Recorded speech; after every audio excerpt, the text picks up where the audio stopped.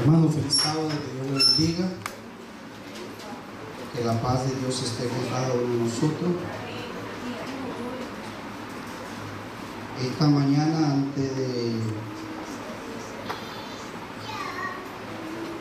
de comenzar con el sermón de esta mañana, vamos a hacer algo que teníamos que hacer pendiente. Estaba muy pendiente, y es mostrar ante todo lo que tengo en mi mano. Lo que tengo en mi mano es la membresía de nuestra hermana Zulay Corona.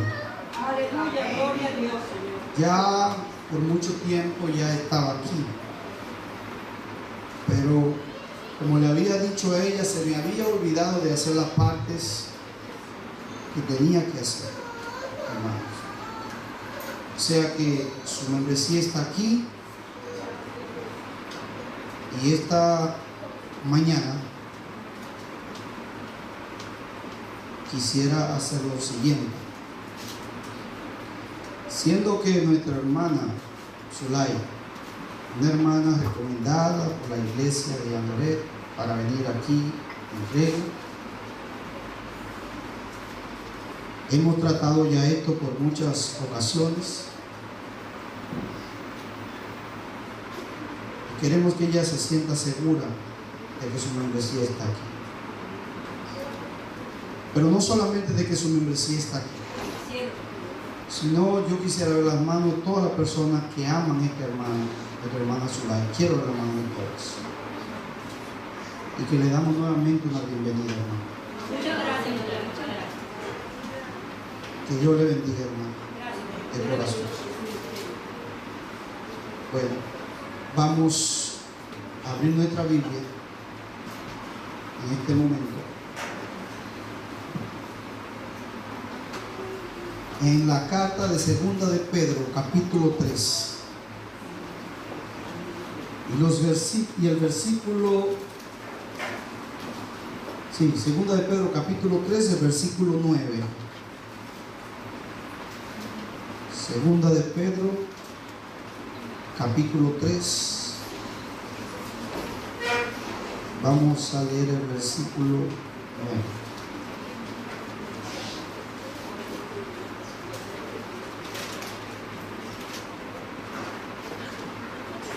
Dice así: el Señor no retarda su promesa, según algunos la tienen por tardanza, sino que es paciente para con nosotros, no queriendo que ninguno perezca, sino que todos procedan al arrepentimiento. ¿Ok? Vamos a orar. Querido Dios, te agradecemos, Señor, por tus propósitos y deseos de querer ver al ser humano salvo. Gracias, Señor, por tu paciencia.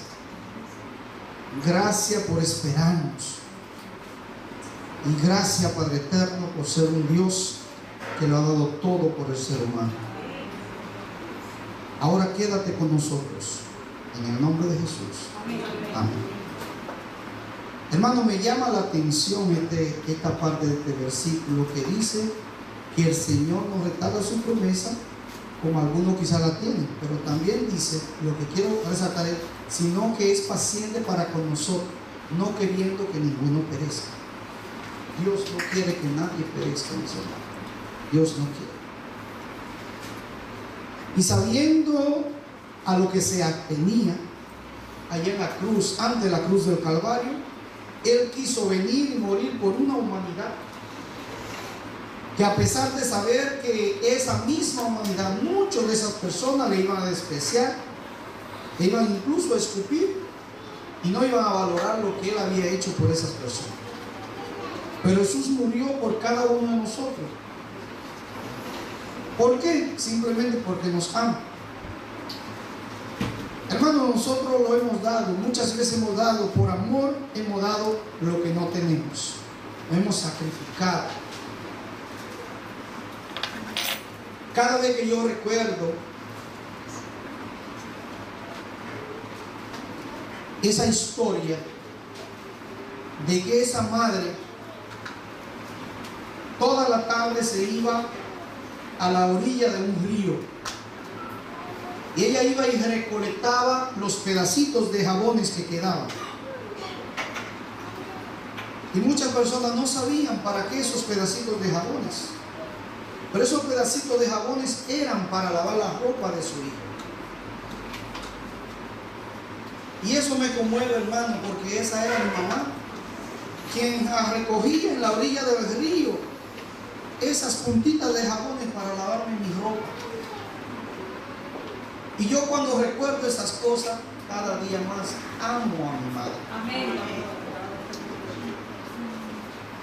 Y deberíamos, hermano, que cada vez que abramos la Biblia, que nos acordemos de Jesús, recordar lo que Él hizo por cada uno de nosotros. Y responderle de una manera positiva. Ahora bien, mi hermano, quiero decirle que mucho tiempo atrás, el general Winston Churchill recibió la pregunta de un reportero. Y este reportero le pregunta a Churchill lo siguiente, le dice: general, ¿cómo pudo usted armarse de tanto valor y declararle la guerra a Hitler? ¿Cómo pudo? Y el general se queda pensando y dice: bueno, yo creo porque recordé que en mi infancia había repetido el primer grado. Inmediatamente el reportero le dice: o sea, que usted está diciendo que en su vida usted repitió un curso. Inmediatamente él le dice: no estoy diciendo que he fracasado en mi vida. Nunca en mi vida he fracasado, sino que se me dio una oportunidad para hacerlo de nuevo. Se me ha dado una oportunidad para hacerlo de nuevo. Hermanos queridos, nosotros sabemos que Dios es un Dios de una y miles oportunidades. Amén. Dios nos da la oportunidad para que lo hagamos de nuevo. Para que si esta vez, de la manera que comenzamos, probamos, quisimos, no lo hicimos bien, entonces tenemos otra oportunidad para poder hacerlo. Ahora bien, mi hermano, quiero que veamos algo muy importante e interesante aquí. Y podamos que entre en nuestra mente que la mayoría de nosotros necesita una segunda oportunidad. Y Dios está dispuesto para darnos esa oportunidad. ¿Será que tú estás dispuesto para darle la oportunidad a otro también? No me contesta. Pero si nosotros somos reflejo de Dios, deberíamos de hacerlo. Porque así como Dios me da la oportunidad a mí, yo también puedo dar la oportunidad. Pero solamente, hermano, la diferencia es que nosotros somos seres humanos, venidos de la caída, con esa vieja naturaleza, con ese egoísmo. Pero Dios es Dios. Amén. Y no podremos con nuestra mente finita, nuestra mente limitada, entender cómo Dios puede amar a una persona que hasta que ni siquiera le ama. ¿Cómo puede ser? Bueno, la Biblia dice que Dios es paciente. Dios es paciente. Pero cuánta paciencia llega a la paciencia de Dios no sabemos. Pero la paciencia de cada uno de nosotros, cada uno la sabe. Y debemos pedirle a Dios que nos ayude y nos dé fuerza para nosotros poder ser pacientes. Dios está dispuesto a darnos esta oportunidad porque Él es rico en misericordia, amor y gracia.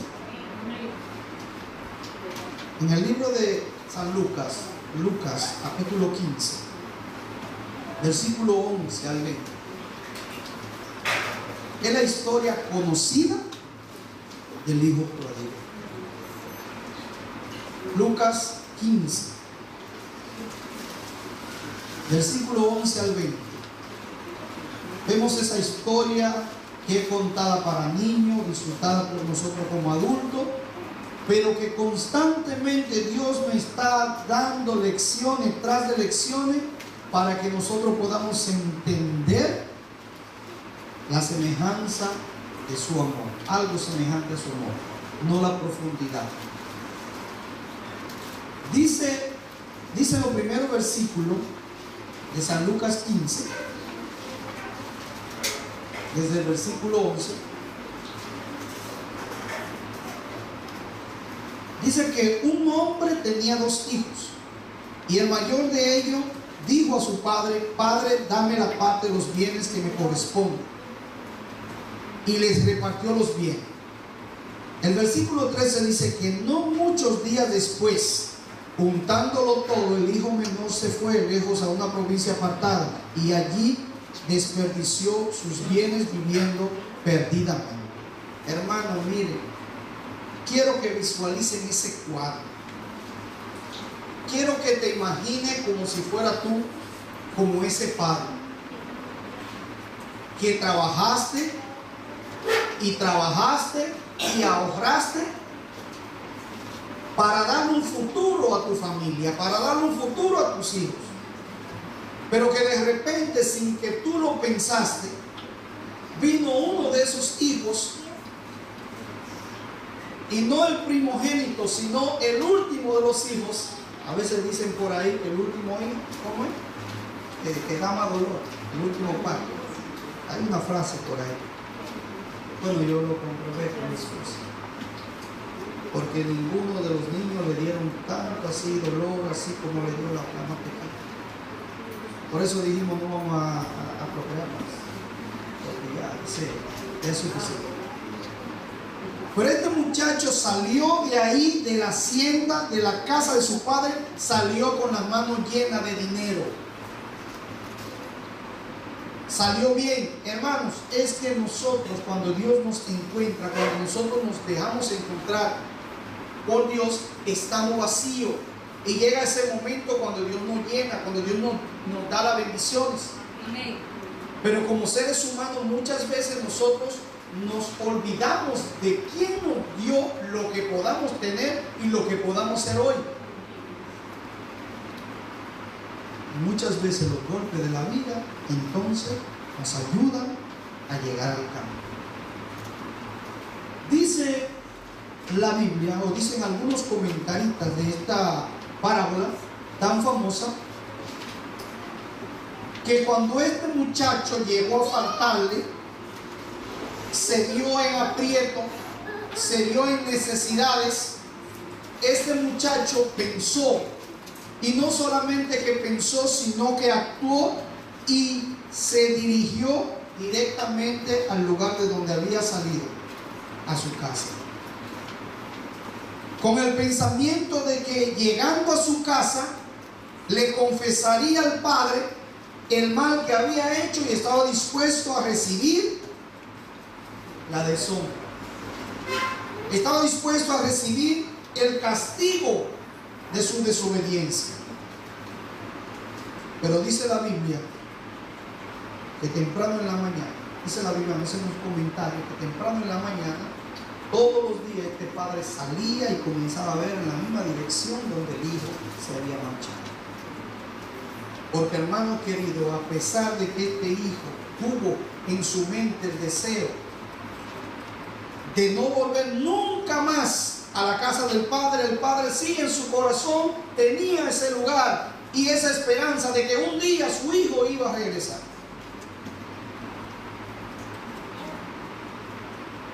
Hermano, no importa cuán lejos tú te hayas ido,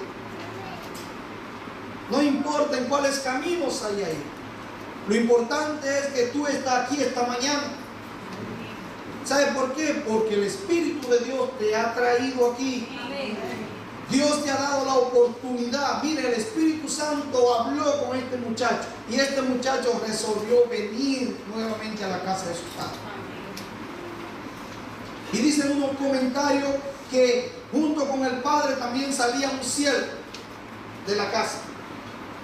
Y el siervo no podía entender cómo este padre salía diario, temprano en la mañana, mediodía y en la tarde, con la esperanza de que un día su hijo podía regresar.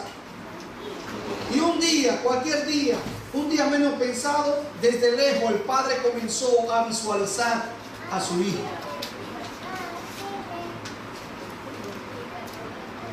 Y mientras el hijo se iba acercando, el hijo comenzó a ver la silueta del padre. Y el hijo no podía creer lo que estaba viendo. Dice ese mismo comentario que quizás el hijo pudo pensar que el padre estaba ahí por casualidad. A veces, hermanos, cuando nosotros no sabemos las cosas, nosotros hablamos por hablar. Pero la Biblia está llena de historias que nos ayudan para nosotros vivir. Y como nosotros sabemos el principio y la Biblia nos da el final, entonces, hermanos, nuestra condición de vida debería ser otra. Ya sabemos nuestro destino, sabemos hasta dónde vamos. Ahora, mis hermanos, por eso es que muchas personas hoy en día piensan que la promesa de la venida del Señor es algo como una fábula. El Señor se ha retardado, que no ha venido. Y es porque Dios es paciente y Él no quiere que nadie se pierda. No quiere. Ahora, mis hermanos, siguiendo al relato de la historia del hijo pródigo, cuando el hijo llegó al lado de su padre, inmediatamente el hijo comenzó a hablar: he pecado contra el cielo, he pecado contra... Inmediatamente el padre interrumpió el discurso y lo abrazó en la condición que estaba. Inmediatamente lo vio con la ropa sucia. Inmediatamente le dijo al siervo: mira, búscame una ropa limpia. Vayan a mi hijo, porque muerto estaba y ahora está vivo. Hermano, Dios está buscando a sus hijos. Los está llamando para que salgamos de este mundo de inmundicia y podamos recibir las ropas blancas, las ropas de justicia, que podamos estar vestidos con la sangre de Cristo Jesús. Dios nos está llamando y Dios quiere que todos podamos llegar al arrepentimiento.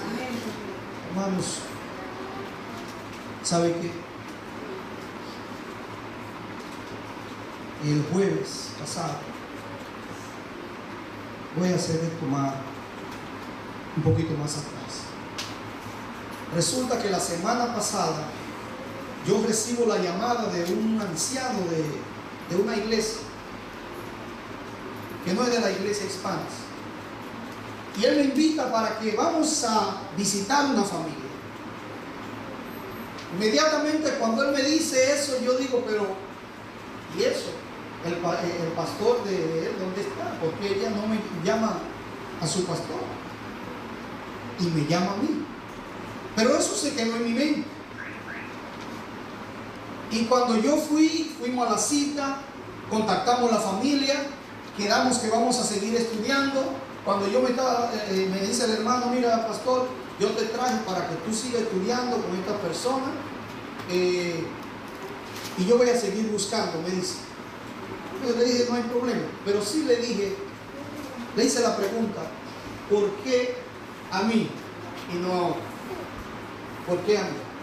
Hermano, muchas veces inconscientemente, cuando Dios nos manda para que hagamos la misión que debemos hacer, inconscientemente nos preguntamos: ¿por qué a mí? ¿Por qué a mí? Tanta otra persona que hay. Entonces yo fui. Inmediatamente hablé con el hermano Juan y un grupo de hermanos, porque la parte para allá, por Santa María, por ahí. Y fuimos el sábado en la tarde. Cuando fuimos el sábado en la tarde, quiero decir, hermano, cuando fuimos el sábado de la tarde y nos reunimos, las personas estaban muy contentas. La señora, quiero decirle que esta señora estaba presente. No sé cuántos de ustedes conocen una señora que se llama Sonia, que vendía periódicos, una dominicana. Esa señora la bautizamos un sábado, domingo, porque ella tenía que viajar el lunes. Y habían personas presentes ahí, y algunos de esas personas se oponían a su deseo. Y una de esas personas que estaba ahí presente fue la persona que fuimos a visitar, que tiene un hijo que padece de una enfermedad de cáncer. Y cuando estábamos ahí el sábado, inmediatamente hicimos la cita para el martes. Y ese martes, hermanos, llegando a la casa, un carro me chocó.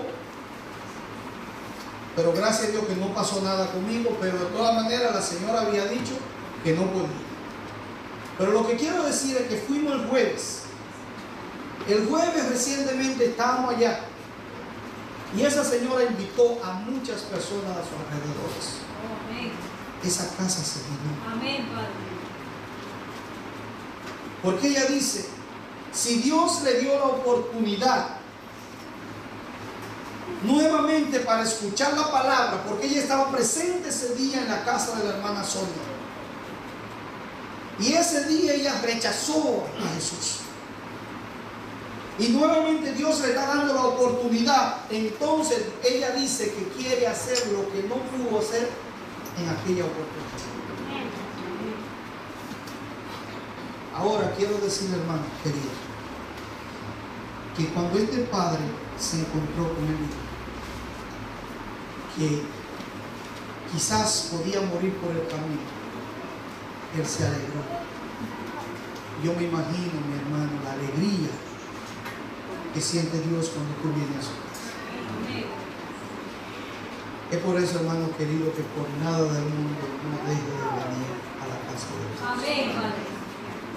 No deje venir a la casa de Dios, porque en la casa de tu Padre hay bendiciones. Amén. Fuera de la casa no hay bendiciones. Lo que hay es desgracia, hay ladrones, hay abusadores, hay toda clase de personas, toda clase de mal. En la casa de Dios hay bendiciones, mis hermanos. Amén. Y el Señor quiere que todos, pero todos lleguen al arrepentimiento. Mire, la segunda venida de Cristo no se ha realizado aún debido a la paciencia de Dios. Si por nuestros pecados recibiésemos inmediatamente nuestro castigo, entonces quedaríamos ahí. Por toda cosa que nosotros hiciéramos o hagamos, y si recibimos el pago, estuviésemos ya terminados. Porque el hombre constantemente necesita de Dios. El hombre necesita la gracia redentora de Dios. Pero Dios constantemente abre una oportunidad para cada uno de sus hijos. El libro de Apocalipsis, capítulo 2, versículo 21. Apocalipsis, capítulo 2, versículo 21.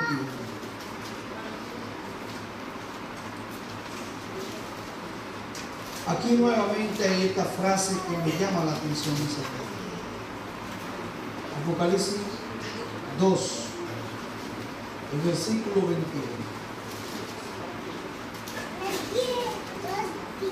Apocalipsis 2, versículo 21.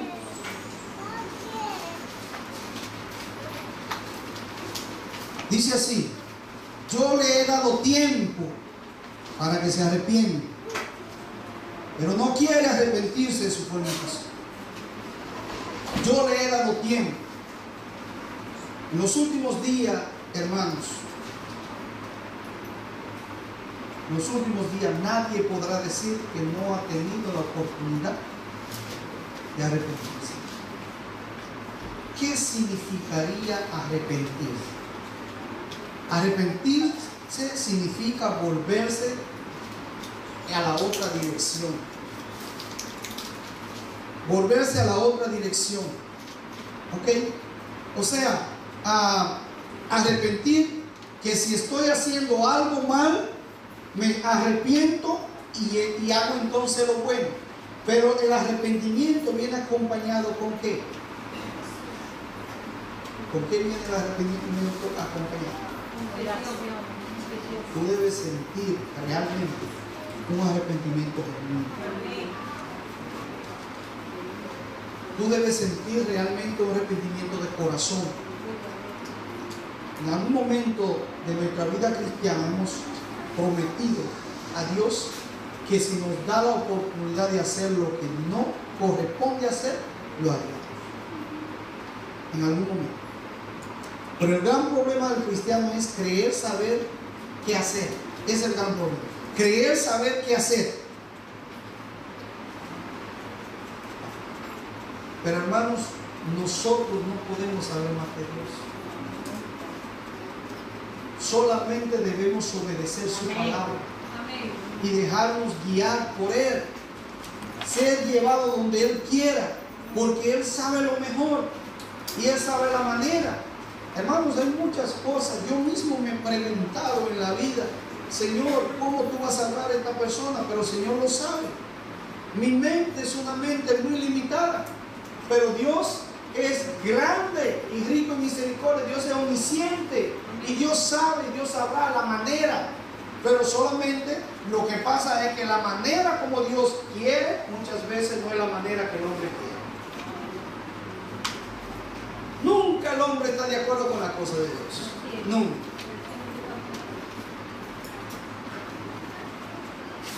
Dios le dice al profeta Jonás: ve a Nínive, a esa gran ciudad, y predica.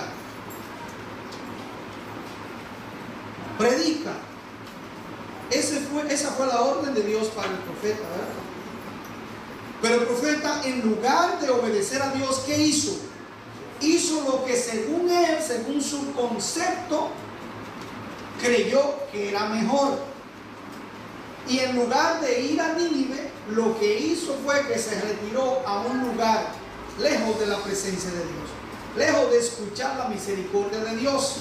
La misericordia de Dios es: ve y predícale a esta persona para que se arrepientan, para que sean salvas.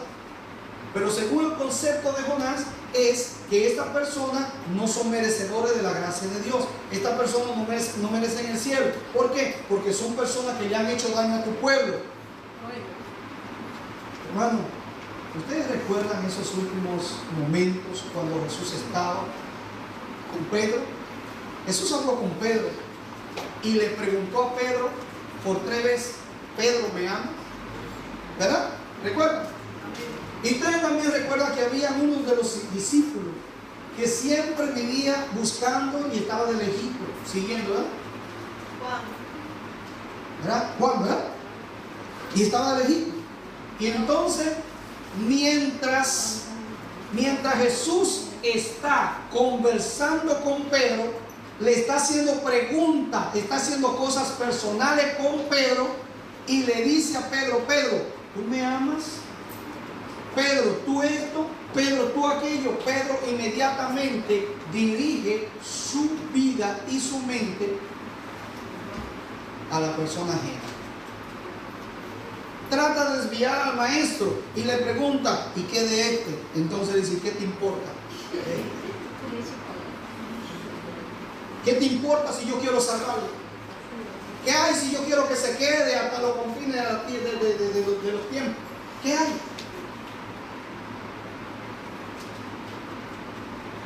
Así es, hermano. Así son las cosas. Dios salva de la manera que Él quiere y de la manera que Él lo ve necesario. En todos nosotros hay un Jonás. En toda vida, en todos los seres humanos hay un Jonás. Un deseo de querer ser Dios, de querer ser juzgado, y eso no es de nosotros. Porque hermanos, Dios nos creó príncipes. Somos príncipes. Somos dioses. Ajá. Somos dioses. Porque Dios dice en Mateo capítulo 5, versículo 48. Dice, dice así: vosotros, en el idioma original dice, vosotros llegaréis a ser perfectos. Vosotros llegaréis, serán, ustedes serán como dioses. Serán como Dios, no Dios. Y como linaje de Dios, como príncipe, entonces, hermanos, nosotros debemos de actuar como Dios, pero no en la manera de buscar. Ahora Jonás, con todo su prejuicio, y tenía razón, porque Jonás tenía razón. Toda la evidencia que Jonás presentaba era verdad, porque ese pueblo de los ninivitas eran un pueblo sanguinario, un pueblo que constantemente mataban a todos los profetas, a todos los creyentes, y era verdad, pero Dios quería salvarlo. ¿Puede caber eso en la mente del ser humano? Que hoy tú quieres matarme, tú quieres herirme, mientras yo quiero salvarte. Solamente Dios puede hacer eso, hermano. Y si acaso hay una persona tan bondadosa aquí en la tierra, eso no es de eso, se lo ha dado Dios. Eso se lo ha dado Dios. Ahora Jonás no pudo entender, y Jonás quiso irse lejos de la presencia de Dios. Hermano, Dios le da una oportunidad al profeta nuevamente. Ustedes saben toda la historia, los niños la saben. Que Jonás cayó en el vientre de un pez preparado por Dios. Yo no sé qué había en ese pez. Yo no sé si ahí había cámaras de oxígeno. Yo no sé qué podía haber en ese pez. Pero ese pez no era una ballena quizás cualquiera. No era quizás un tiburón quizás cualquiera. No era cualquier pez. Era un pez. Ese era el pez de Dios. Eso fue lo que Dios preparó. Dios lo preparó. Y como Dios lo preparó, todo lo que Dios hace, lo hace bueno. Así que no se afanen por preguntar que si fue un pez, que si fue un esto, que si fue aquello, que si eso fue verdad, porque todavía eso está incluso en hilo, muchas personas lo cuestionan y piensan que esa parte de la Biblia, eso es una cosa, una historia ficticia. Pero eso es la realidad. Dios puede hacer cosas, hermanos, que no pueden ni siquiera entrar en la mente humana. Amén. Y dice la Biblia que Dios escupió a Jonás. ¿Después de qué? Después que hizo una oración. ¿Y sabe qué? Se comprometió y dijo: pagaré los votos, pagaré lo que debo. La salvación es de Jehová, en el capítulo 2. Entonces Dios le dio la oportunidad. Inmediatamente fue a Nínive y la gente en Nínive se arrepintieron, hermano. Se arrepintieron. Ese fue el resultado. Arrepentimiento. Hermanos, la comisión que Dios manda para cada uno de nosotros es para que tú y yo podamos ir y prediquemos el Evangelio. ¿A dónde? Donde Dios nos pone. Donde Dios nos manda. No podemos estar clasificando a las personas. Debemos ir y predicar el Evangelio. Yo no sé cuántos de ustedes se han sentido y ha pasado en esta experiencia. Pero allá enfrente de mi casa, de la casa de mi mamá donde vivía, había una señora, que esta señora estaba enferma. Y yo constantemente decía: yo voy a ir a orar con esa señora. Yo lo voy a orar con esa señora porque esa señora también necesita la salvación. Yo voy a orar con ella. Miren, hermano, la señora se murió y yo no fui. Y eso quedó en la conciencia mía. Porque Dios le da a uno la oportunidad de hacer las cosas y no la hace. Muchas veces que no podemos, que no tenemos el tiempo. Pero muchas veces porque creemos estar haciendo lo que, según nuestra perspectiva, el hombre. Pero Dios quiere salvar a todo el mundo. Amén. Dios no quiere que nadie perezca. En el libro de Romanos capítulo 10 versículo 14. Romanos 10 versículo 14. Romanos 10 versículo 14.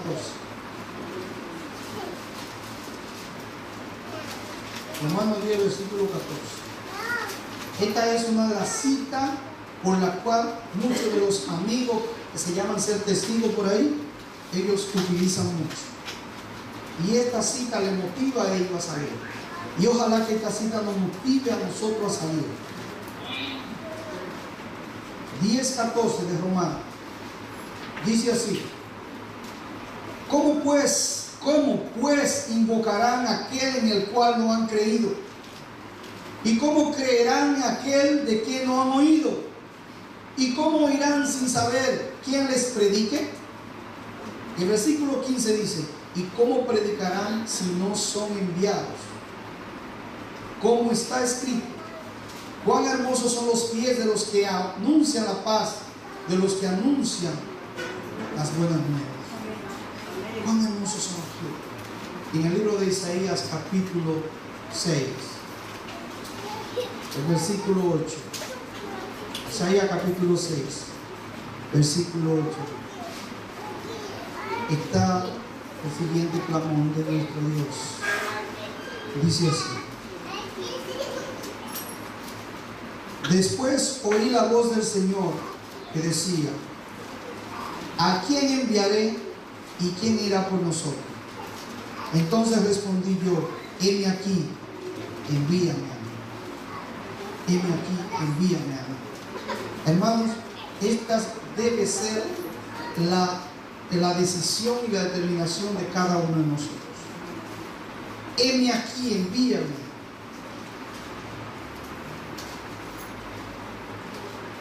La Biblia nos cuenta en el libro de Segunda de Reyes, el capítulo 20. Segunda de Reyes, capítulo 20.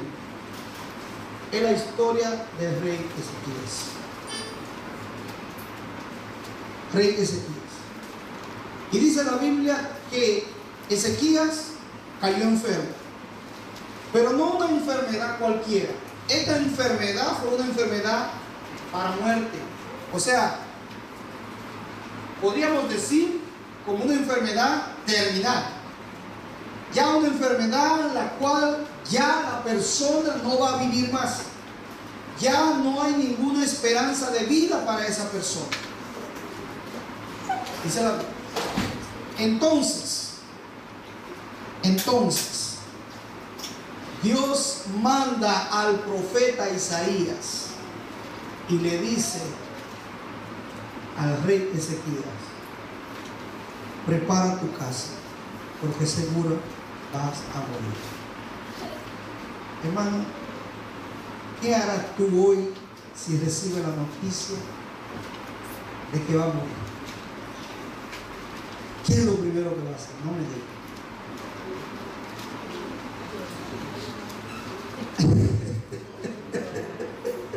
Llorar.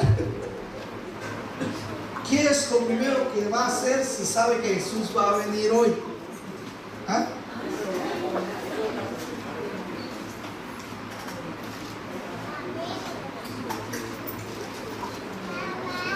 Son dos cosas. Pero cuando vemos las dos cosas diferentes, pero cuando vemos las dos cosas, son dos cosas iguales. ¿Sabe por qué? Porque cuando esa noticia llegó, no fue una noticia de un doctor, fue del dueño y dador de la vida, fue de Dios. Hermano, miren, cuando el doctor quizás pueda decir, ya la ciencia no puede hacer nada más. Miren, 2 semanas pasadas creo que ya la tía, una tía que está muriendo en República Dominicana, me llegó la noticia y me dijeron que los doctores la desahuciaron. Y yo estaba muy triste, pero todavía está viva la tía. ¿Sabe por qué? Porque quien tiene y da vida es Dios.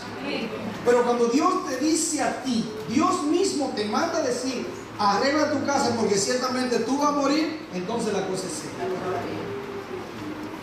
Entonces la cosa es seria. Inmediatamente, ¿sabe lo que hizo Ezequías? Él comenzó a orar. Él comenzó a orar. Y comenzó a orar. Y comenzó también a reclamar las promesas de Dios. ¿Sabe que en el capítulo 18, podemos leer las hazañas y la vida de este hombre? Que no era cualquier persona, sino que fue un hombre. Segunda de Reyes, capítulo 18.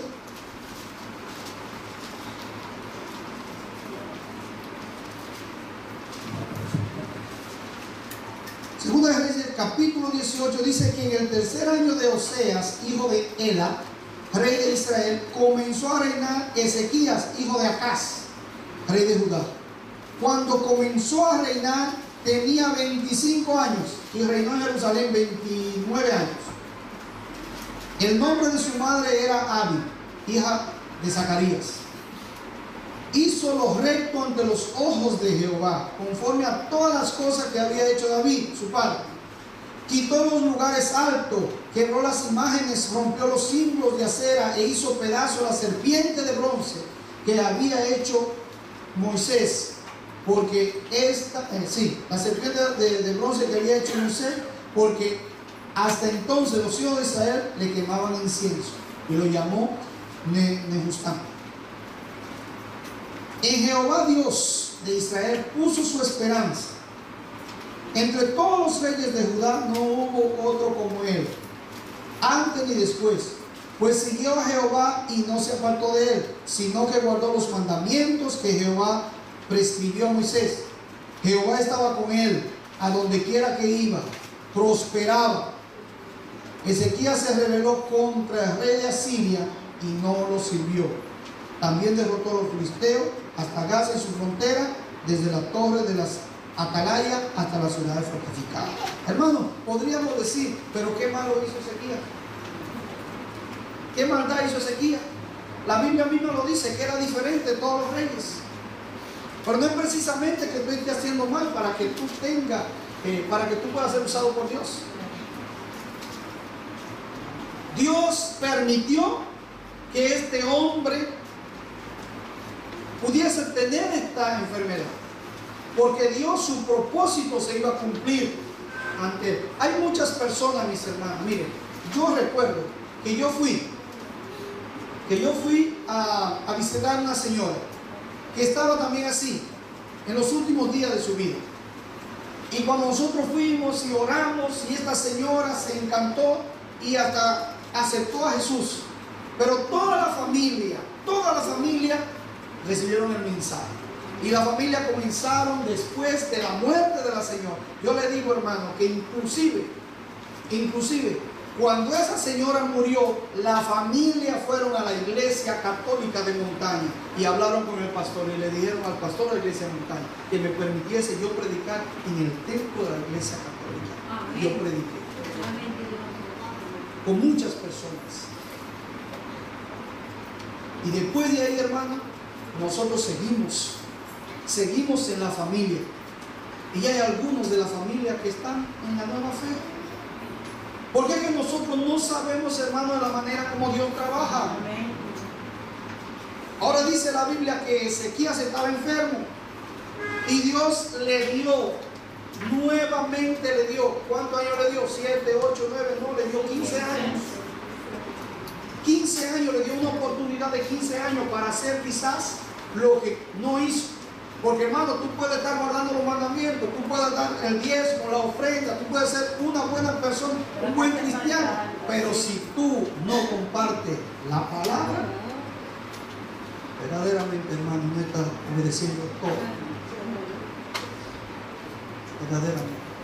Y nosotros, hermano, estamos aquí como medio de bendiciones para otros. Debemos de predicar la palabra. Hermano, pronto vamos a tener una campaña evangelística. Pero no debemos esperar solamente para campaña evangelística para activarnos. Debemos constantemente salir y predicar el evangelio. Porque Dios quiere salvar a los seres humanos. Dios quiere que ellos también sepan que hay una oportunidad para ellos. que Dios quiere que se arrepientan y Dios quiere salvar. Terminando en la última parte, dice que vino una delegación a visitar a Ezequías. Y esa delegación vino de parte de Merodach Baladán.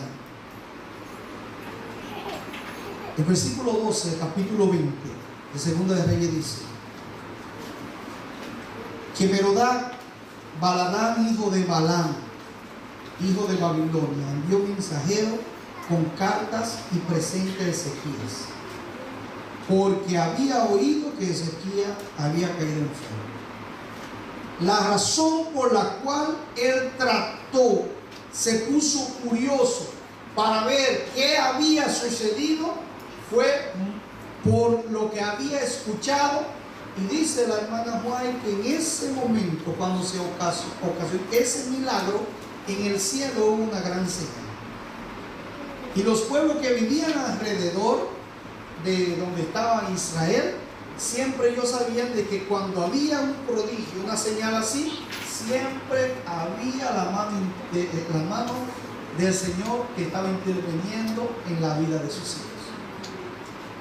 Ahora Merodach, su nombre significa, ya lo tengo aquí, hermano, el nombre de Merodach significa rebelde, y Baladán significa no del Señor. Este hombre era descendiente de Nimrod, aquel que fundó a Babilonia. Y Nimrod era la mano amiga de Satanás, ¿verdad?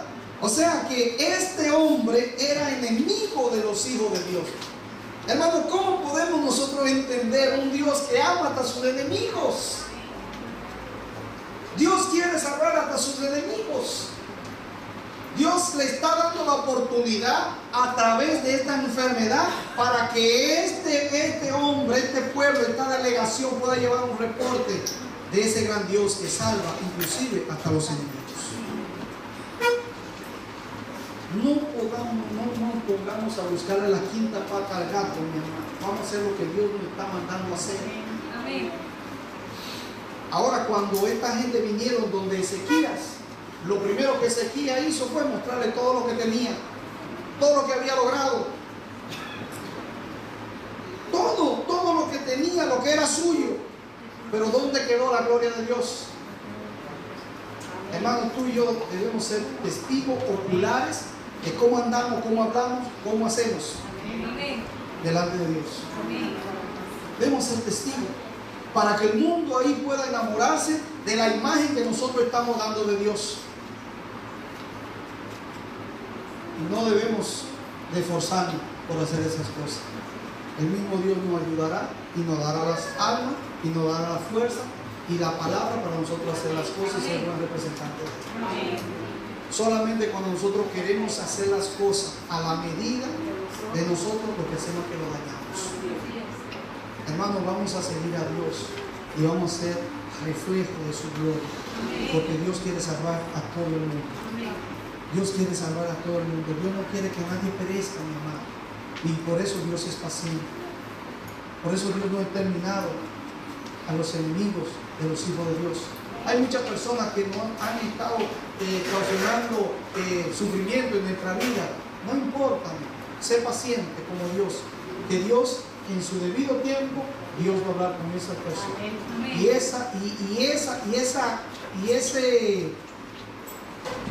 eso que te hace a ti la vida imposible, puede ser que sea el motivo por la cual Dios pueda salvar a esa persona. Que Dios bendiga a cada uno de nosotros. Ahora quisiera hacer una pregunta esta mañana. Quisiera tú, nuevamente, pedirle a Dios que te ayude a tu poder ser un buen testigo de su palabra. Colócate de pie, si eso es. Y vamos a tener una